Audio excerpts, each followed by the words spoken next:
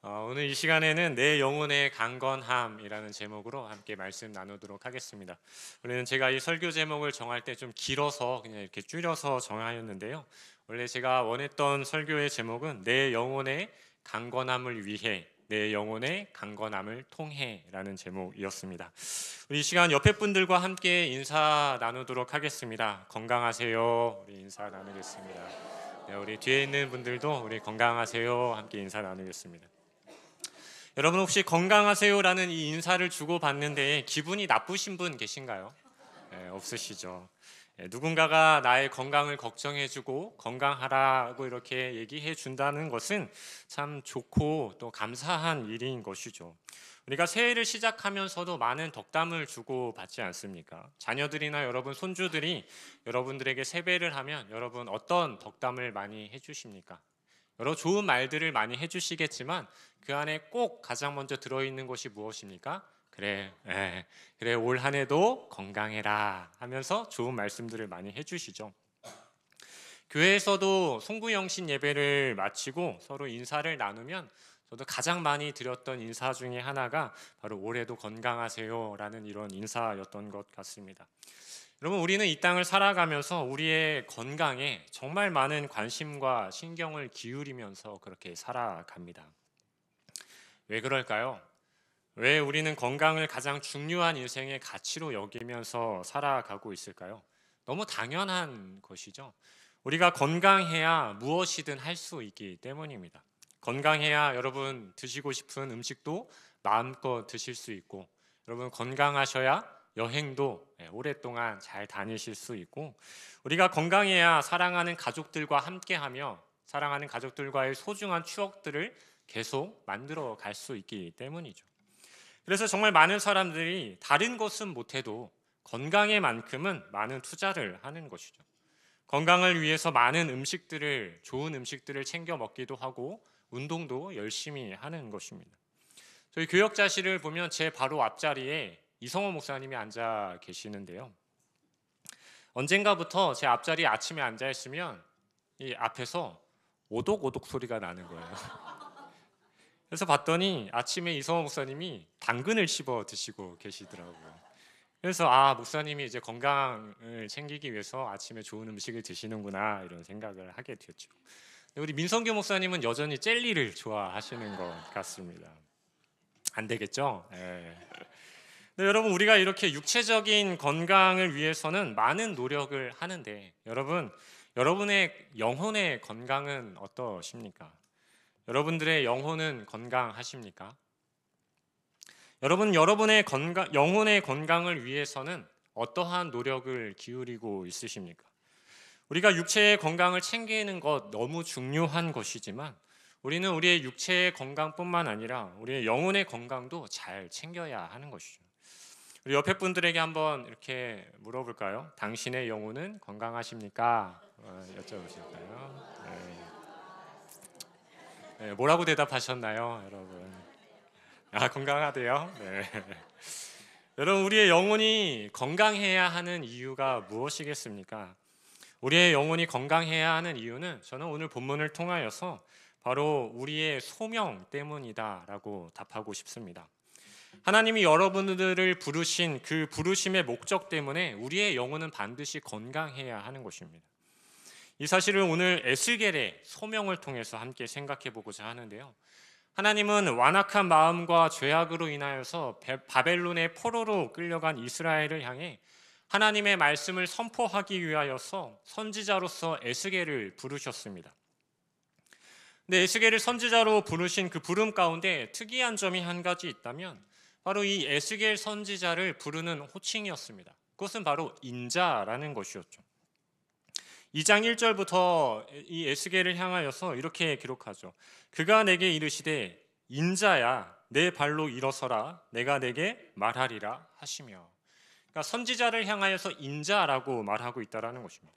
인자하면 우리가 성경에서 가장 먼저 생각나는 것이 무엇입니까? 예수님이 자기 자신을 향해 인자라고 말씀하셨던 그 메시아적인 인자를 생각하게 되는데 오늘 에스겔을 향해 말씀하신 그 인자는 전혀 다른 정반대의 인자의 의미를 가지고 있습니다. 그저 에스겔이라는 그 사람이 인자, 즉 연약한 사람이다라는 것을 말씀하고 있다라는 것입니다. 선지자라고 해서 어떠한 특별한 능력이나 힘을 가지고 있는 것이 아니라 다른 사람들과 별반 다르지 않는, 때로는 한없이 연약하고 또 때로는 넘어지기도 하고 또 때로는 자신의 한계에 부딪히며 절망할 수 있는 보잘것없는 존재라는 것이 바로 연약한 인자의 모습이라는 것이죠. 하나님께서 선지자로 부르신 그 에스겔은 이처럼 약하디 약한 인자의 모습인데, 그 에스겔이 다가가서 하나님의 말씀을 전해야 하는 이스라엘 백성들의 모습은 어떠하겠습니까? 얼마나 완악하고 얼마나 패악하고 하나님에 대하여서 날마다 반역을 행하는 그러한 족속이 바로 이스라엘 아니었습니까? 에스겔 2장의 말씀을 보면 하나님께서는 그 이스라엘 백성들의 모습이 어떠한지에 대하여서 구체적으로 에스겔에게 말씀해 주시는데요. 먼저 2장 4절 말씀을 보면 이 자손은 얼굴이 뻔뻔하고 마음이 굳은 자다라고 이렇게 말씀합니다. 5절에서는 이스라엘을 향해서 이렇게 표현하십니다. 그들은 패역한 족속이다. 6절에서는 너는 비록 가시와 찔레와 전갈 가운데 거주하게 될 것이다 라고 말씀하시면서 이 이스라엘 백성들이 마치 가시와 찔레와 전갈과도 같은 그러한 자들이다 라고 말씀합니다. 그러니까 인자야, 그러니까 에스겔아, 내가 너를 이스라엘에게 보낼 것인데 그들은 뻔뻔하고 마음이 굳었으며 패악한 족속으로서 마치 가시와 찔레와 전갈과 같은 그러한 자들인데 그럼에도 연약한 너를 내가 그들에게 보낸다라고 이렇게 말씀하시는 것이죠. 그러면서 반복적으로 기록되어져 있는 것이 있는데요. 무엇이냐면 5절을 다시 보면 그들이 듣든지 아니 듣든지, 7절을 보면 그들이 듣든지 아니 듣든지, 3장 7절의 말씀을 보면 내 말을 듣고자 아니하리니 라는 말씀이 기록되어져 있습니다. 이것이 지금 이스라엘의 영적인 상태라는 것입니다. 자신들의 영적인 상태가 어떠한지 도무지 관심도 없고 알고 싶어 하지도 않는 그러한 무지한 상태, 무엇을 자신들이 지금 들어야만 하는지, 어떤 말씀이 자신들에게 필요한지조차 모르는 뻔뻔하고 굳어있는 상태가 바로 이스라엘의 영적인 상태였다라는 것입니다. 성도 여러분, 이런 이스라엘 백성들에게 가까이 다가가서 그들의 황무지와 같은 영혼을 향해서 하나님의 말씀을 전해야 하는 그 연약한 인자, 그 연약한 한 사람, 바로 에스겔이라는 그 한 사람이 도대체 무엇을 할 수 있겠습니까? 이는 마치 아주 연약한 나비가 가시로 가득한 가시덩굴 그 한가운데로 날아 들어가는 것과 같은 것이죠. 가시덩굴 안에 날아드는 나비의 모습은 어떻게 되겠습니까? 찔리고 찢기고 고통 가운데 있지 않겠습니까? 그런데 그 한가운데로 지금 에스겔 선지자가 그 연약한 인자의 모습으로 들어가야 한다라는 것입니다. 왜입니까? 그 가시덩굴 안으로 들어가는 것이 바로 에스겔을 향한 하나님의 부르심의 목적, 즉 에스겔의 소명이기 때문입니다. 완악하여서 하나님의 말씀을 듣고자 하지도 않는 저들, 우상에 가득 차서 하나님 앞에 늘 반역의 길을 세우고 자신들의 상태가 어떠한지조차 관심을 두지 않는 저 무지하고 악한 자들을 향해 하나님의 말씀을 선포하는 것이 에스겔 선지자의 소명이기 때문이라는 것이죠. 여러분, 소명이라는 것이 바로 이러한 것입니다. 우리는 때로 소명이라는 것을 너무 아름답게 포장할 때가 있어요. 칼빈의 기독교 강요 우리 3권 10장을 보면 이러한 내용이 있죠. 우리의 모든 삶의 자리, 우리가 다니고 있는 모든 직장의 자리가 다 소명의 자리라고 말합니다. 그러니까 삶의 자리에서, 직장 그 한 가운데서 하나님께서 주신 각자의 달란트를 가지고 하나님의 영광을 위해서 잘 사용하고 성실하게 그 하나님의 부르심에 따라 살아내는 것이 우리의 소명이라고 말하는 것이죠. 다 맞는 말씀입니다. 그런데 우리가 이것에 대해서 오해하는 부분들이 있다는 것입니다. 무엇이냐면 편안함이 보장되어져 있는 내 삶의 자리에서 하나님을 위해 오늘도 열심히 살면 된다라는 생각입니다. 가시와 찔레와 정갈이 없는 내 직업의 현장 속에서 오늘도 나에게 하나님이 주신 그 은사와 달란트를 가지고 내가 오늘 성도로서 잘 살아내면 되지라는 그 마음을 갖는다라는 거죠. 물론 좋은 마음입니다. 하지만 딱 거기까지만이라는 것이죠. 하나님의 부르심과 소명에는 여러분 경계선이라는 것이 존재하지 않는다라는 사실을 우리는 기억해야 하는 것입니다. 우리는 늘 어떤 경계선을 가지고 있냐면 내가 소명을 가지고 있다고 생각해도 편안함의 경계선을 늘 가지고 있는 것입니다. 그래서 나의 소명은 나의 편안함의 경계선을 넘어가고 싶어 하지 않는다는 것에 문제가 있다는 것입니다. 편안함의 경계선을 넘어 불편함의 자리까지 나아가는 것이 여러분 소명입니다. 안전함과 익숙함의 경계선을 넘어서 어색하고 때로는 상처를 입히는 가시와 찔레가 있는 그 자리까지 나아가는 것이 우리의 소명이라는 것이죠. 여러분, 우리가 얼마나 편안함과 익숙함에 적응해 있는 줄 아십니까? 우리가 연희교회라는 이 작은 공동체 안에서도 늘 편안함과 익숙함을 누리고 싶어 하는 것이 우리의 본성입니다. 제가 한번 말씀드렸지만 1:1 제자 훈련을 제가 하면서 과제로 이러한 과제를 내드렸어요. 우리 교회 안에 있지만 우리가 함께 신앙생활을 하는 성도들이지만 지금까지 한 번도 대화를 하지 못했던 성도님들, 한 번도 교제를 해보지 못한 분들과 대화도 나누시고 커피와 식사도 하는 그런 시간을 가지십시오라는 과제를 내드렸죠. 그런데 연희교회라는 한 식구, 한 성도 안에서도 먼저 말을 걸고 먼저 교제를 요청하는 것이 너무 힘들고 어렵고 불편하다라는 그러한 고백을 할 수밖에 없는 것입니다. 근데 여러분, 우리가 만약 지금 새생명 전도제를 하고 있는데 외부 사람들에게 먼저 말을 걸고 그들에게 복음을 전한다는 것, 여러분 결코 쉽지 않은 것이죠. 그것이 얼마나 불편하고 나를 힘들게 만드는 것입니까? 사랑하는 성도 여러분, 그런데 우리는 이 쉽지 않은 일을 위하여서 우리가 부름을 받았다는 사실을 기억해야 하는 것입니다. 이것이 하나님께서 우리에게 주신 소명의 목적이기 때문인 것이죠. 여러분, 내가 소명을 받았다는 것, 내가 먼저 부르심을 받았다라는 것은 나를 위한 것이 아닙니다. 내가 편안하기 위해서 내가 소명을 받은 것이 결코 아니라는 것이죠.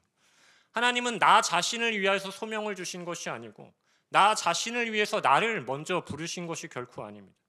하나님은 우리에게 소명을 주시면서 다른 영혼을 살리라고, 가시와 찔레 속에 죽어가는 저 영혼을 살려내라고, 그곳에 너희가 함께 들어가서 그들을 살려내라고 우리에게 소명을 주셨다라는 것입니다.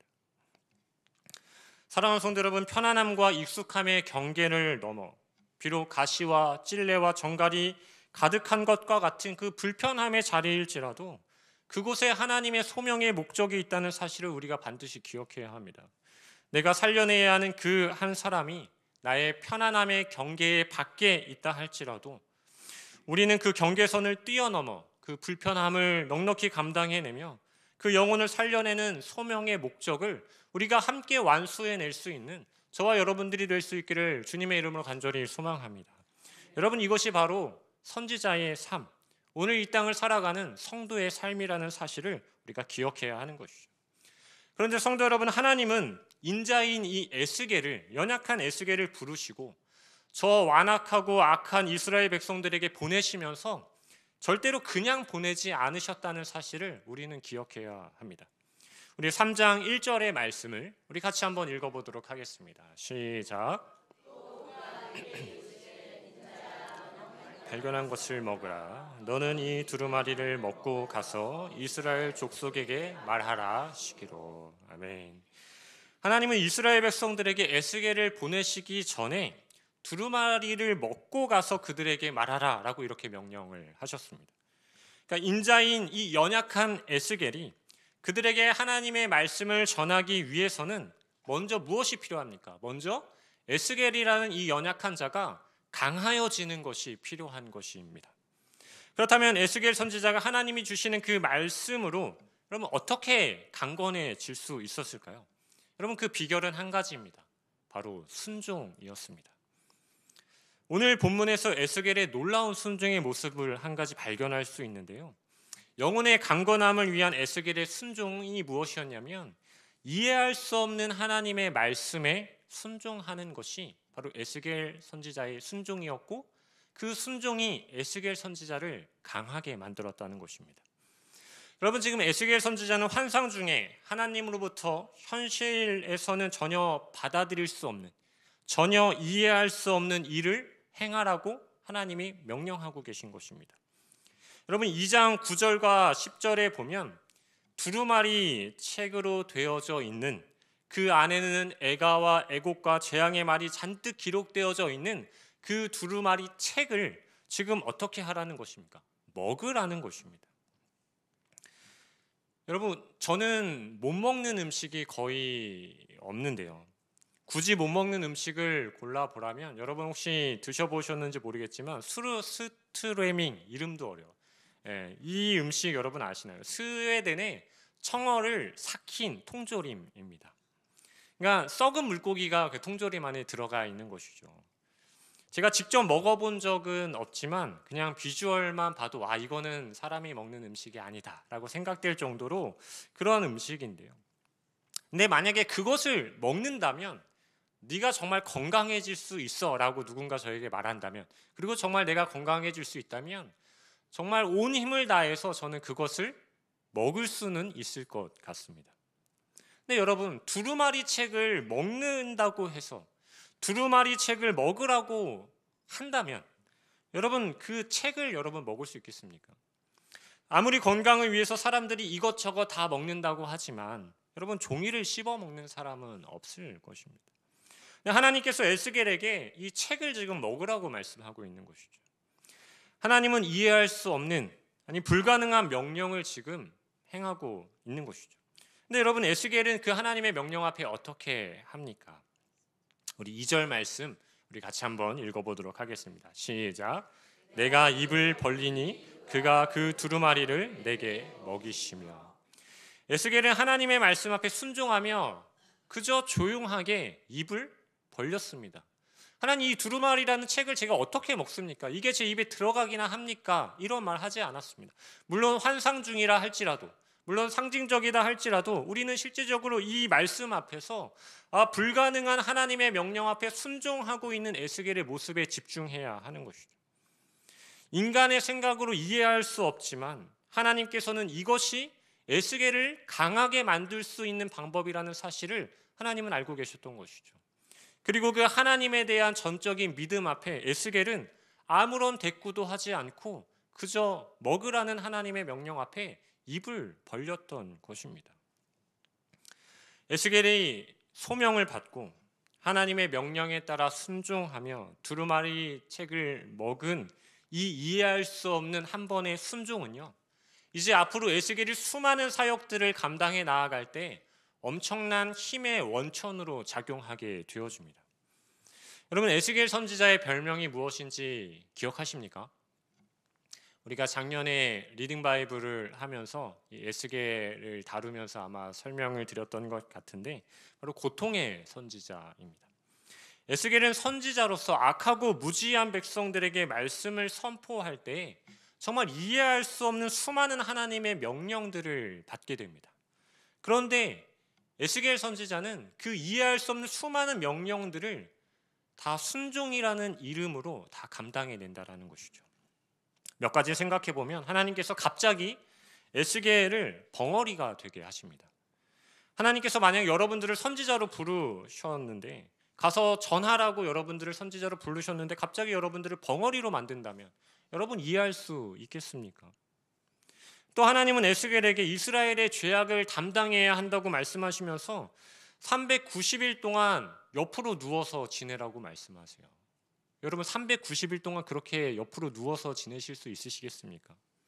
근데 390일이 끝나면 반대편으로 누워서 40일을 더 지내라고 말씀하세요.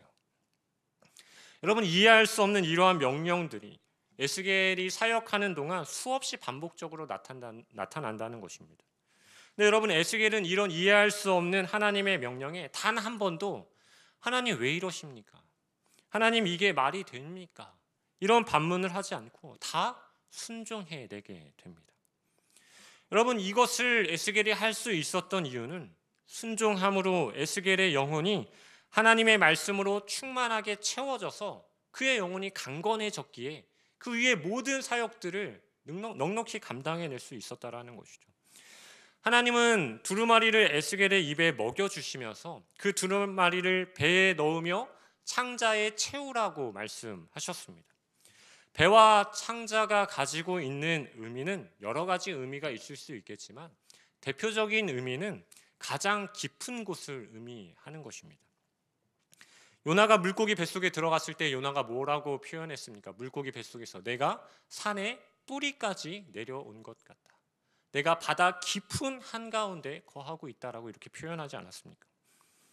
그러니까 인간의 가장 깊은 내면 가운데, 우리의 가장 깊은 곳 가운데, 우리의 가장 깊은 영혼 가운데 하나님의 말씀을 채우라는 것이 바로 배의 말씀을 채우고 창자의 말씀을 채우라는 말씀이라는 것이죠. 여러분, 우리는 에스겔처럼 환상 중에 두루마리 책을 먹을 수는 없을 것입니다. 그러나 우리도 말씀의 책을 먹을 수 있죠. 어떻게 먹을 수 있습니까? 우리도 말씀을 우리의 창자에 채울 수 있는 것입니다. 바로 말씀이 육신이 되어 우리 가운데 오신 예수 그리스도를 우리 안에 모셔드리는 것이죠.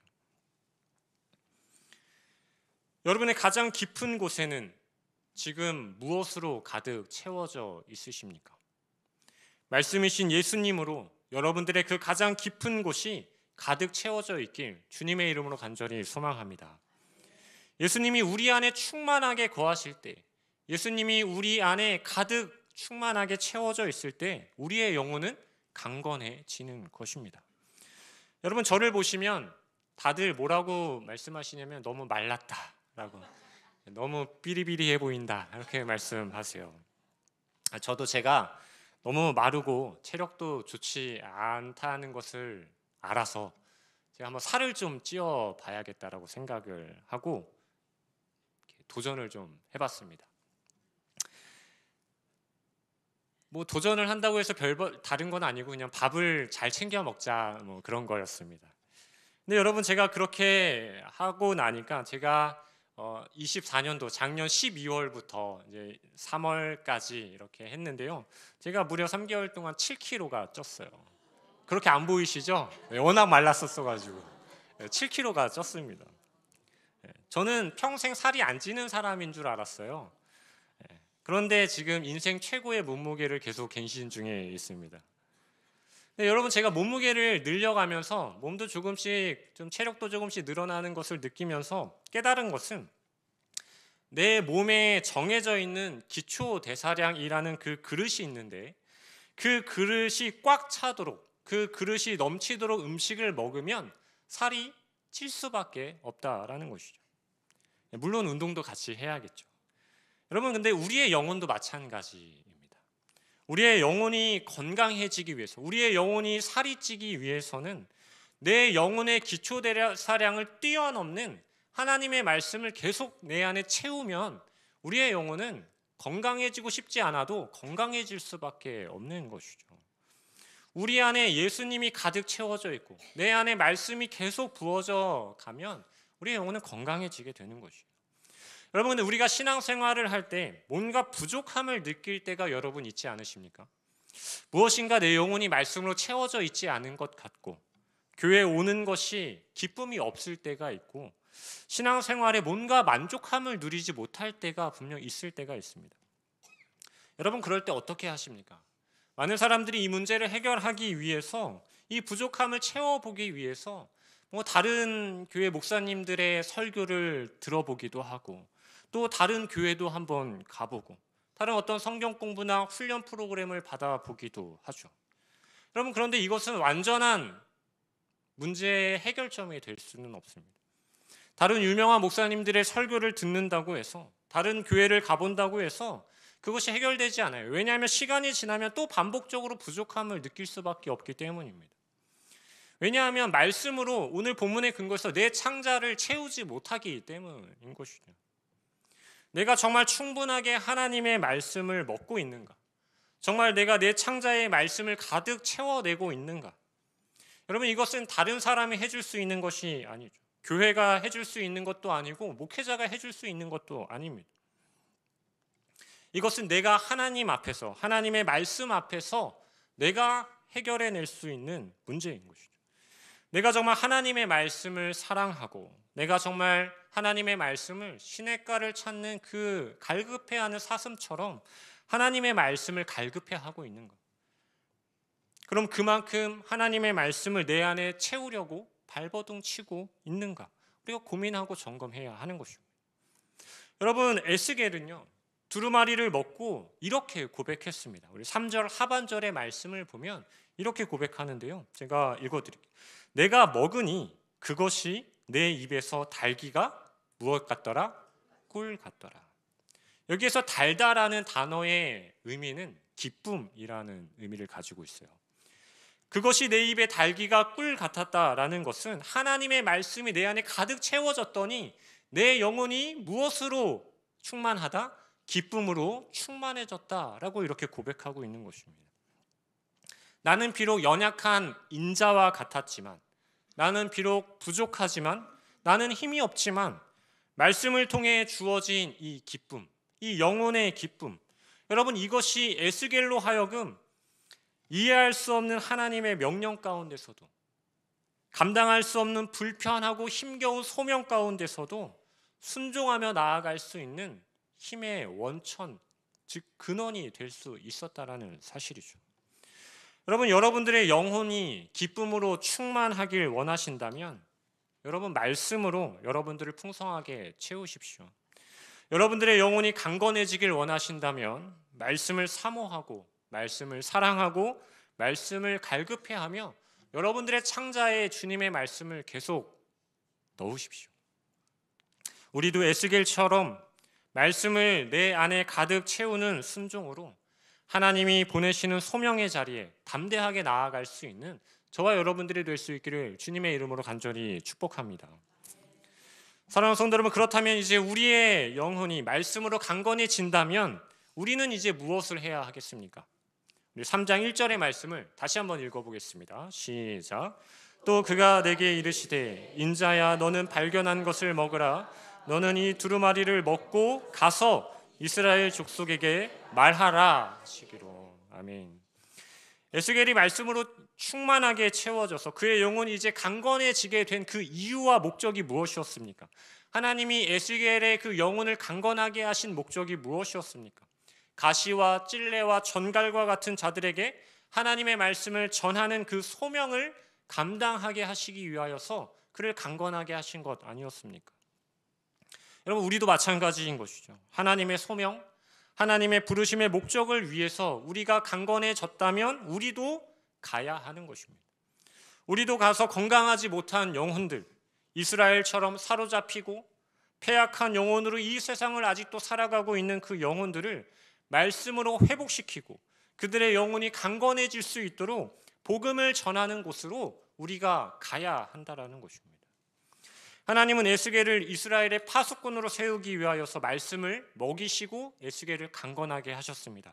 우리 3장 17절 말씀 같이 한번 읽어볼까요? 시작.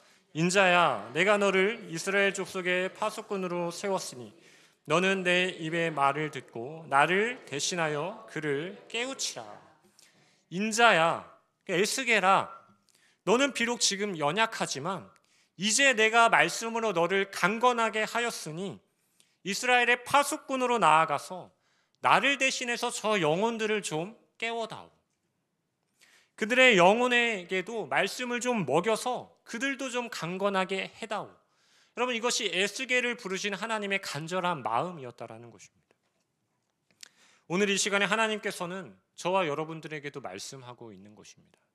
경태야, 너는 원래 연약한 자였지만 내가 말씀으로 너를 강건하게 하였으니 이제 나를 대신해서 저 영혼들을 좀 살려주지 않겠니? 여러분들을 통해 한 영혼을 깨우시길 원하시는 그 하나님의 마음을 여러분 함께 누리시기를 간절히 소망합니다. 구원을 주시는 하나님의 그 복음을 우리가 들고 가시와 찔레와 전갈과 같은 이들일지라도 그들이 비록 우리를 불편하게 할지라도 우리를 힘겹게 할지라도 그 영혼을 깨우고 살리고 강건하게 하는 그 소명을 우리가 함께 받았음을 기억하며 순종함으로 우리가 함께 나아갈 수 있는 저와 여러분들 될 수 있기를 간절히 소망합니다. 네, 여러분, 제가 오늘 말씀을 준비하면서 이런 생각이 들었어요. 에스겔 선지자가 소명을 받고 부름을 받고 영혼이 강건해져서 비록 가시와 찔레와 전갈과 같은 이들일지라도 그곳에 가서 하나님의 말씀을 전할 수 있는 것은 그럼에도 이스라엘 백성이 있기 때문이구나. 그럼에도 하나님의 은혜 가운데 여전히 이스라엘 백성이 존재하기 때문이겠구나라는 생각을 하게 되었습니다. 그러니까 다시 말하면 우리가 여러분 소명을 가지고 하나님의 부르심을 받았지만 중요한 것은 무엇이냐면 우리가 복음을 전할 이들이 여전히 있어야 우리가 그 소명을 감당할 수 있다라는 사실이죠. 여러분, 우리가 언제까지 파수꾼으로 살 수 있을지는 아무도 알지 못하는 것입니다. 반대로 내가 깨우고 싶은, 내가 살리고 싶은 그 영혼이 언제까지 우리 곁에 있을지는 아무도 알 수 없는 것이에요. 그 날이 오늘 저녁이 될 수도 있고 내일이 될 수도 있는 것입니다. 우리가 전도할 수 있는 날이, 우리가 복음을 전할 수 있는 날이 우리에게 무한정 주어졌다고 생각하는 것은 매우 큰 착각입니다. 여러분, 제가 낙도 선교를 다닐 때 마지막 유인 등대가 우리나라에 유일하게 남아있는 당사도라는 섬으로 제가 선교를 가게 되었습니다. 그곳에는 등대교회라는 이제 하나의 교회가 있는데요. 그곳으로 저희가 선교를 갔는데 그 등대교회 아랫길로 내려오면 바로 밑에 작은 집이 하나 있었고 그 집에는 할머니 한 분이 혼자 살고 계셨습니다. 저희 선교팀이 이제 청년들로 구성되어져 있는데 이제 가서 할머니와 이런저런 대화를 나누고 하면 할머니가 너무 좋아하셨어요. 평소에 외로우셨는지 말씀도 잘 하시고 또 저희들도 되게 이뻐해 주셨어요. 그래서 이 할머니의 마음이 조금 열렸겠구나 생각을 하고 복음을 전하려고 했습니다. 근데 할머니에게 이 예수님의 복음을 전하려고 할 때마다 할머니께서 말을 못하게 하는 거예요. 예수님의 예자도 꺼내지 못하게 하시는 거예요. 그러니까 평소에는 참 좋아하시는데 복음만 전하려고 하면 이렇게 거절을 하시는 거예요. 그래서 5일 동안 그 섬에 있으면서 할머니 집에 자주 방문하며 복음을 전하고 싶었지만 계속 할머니께서 거절하셔서 어쩔 수가 없었어요. 그래서 어차피 다음 학기에도 내가 이곳으로 오니까 내가 다음 학기에 와서 할머니께 꼭 복음을 전해야겠다 하고 이제 다시 학교로 돌아가게 되었습니다. 학기가 다시 새롭게 시작되어지고 학기 중에 이 등대교회 목사님과 통화를 하게 되었는데요. 이 목사님께서 이 할머니께서 돌아가셨다는 얘기를 해주셨습니다. 저는 그때 이런 생각을 했어요. 내가 그때 당사도에 있을 때, 내가 그 할머니 집에 있을 때 어떻게든 복음을 전했어야 했는데 그런 후회와 함께 하나님 앞에 회개를 했습니다. 사랑하는 성도 여러분, 아직 이스라엘 백성들처럼 완고한 마음으로, 반역의 마음으로, 사로잡혀 있는 그 마음으로 하나님으로부터 아직 멀리 떨어져 있는 여러분 사랑하는 가족들이 있으십니까? 친척이나 친구들이나 사랑하는 이웃들이 있으십니까? 여러분, 절대 다음에 하면 되겠지라는 그런 마음을 갖지 마십시오. 우리는 언제까지 우리가 그들과 함께 있을지 우리는 아무도 알 수 없는 것입니다. 하나님께서 여러분을 부르셨다면, 하나님께서 여러분들에게 소명을 주셨고 연약한 여러분들에게 말씀을 채워주셨다면 여러분, 우리는 그 말씀을 붙들고 우리의 영혼의 강건함을 가지고 주의 복음을 그들에게 전하는 일을 지금 당장 시작해야 하는 것입니다. 이를 위하여서 우리를 먼저 구원받은 백성이 되게 하셨기 때문입니다. 사랑하는 성도 여러분, 우리 함께 오늘 말씀을 기억하면서 비록 인자라 부르시는 그 연약한 에스겔 선지자였지만 하나님께서 친히 말씀을 먹이시며 강건하게 하시고 충만한 기쁨을 그 안에 채우셔서 영혼을 깨우는 파수꾼으로 에스겔을 보내셨던 그 하나님의 영혼을 향한 간절한 마음을 우리가 이 시간 함께 기억하고 우리 주변에 우리 사랑하는 이들의 영혼을 강건하게 깨우는 이 시대의 선지자의 삶을 우리가 함께 살아낼 수 있기를 주님의 이름으로 간절히 축복합니다. 아멘.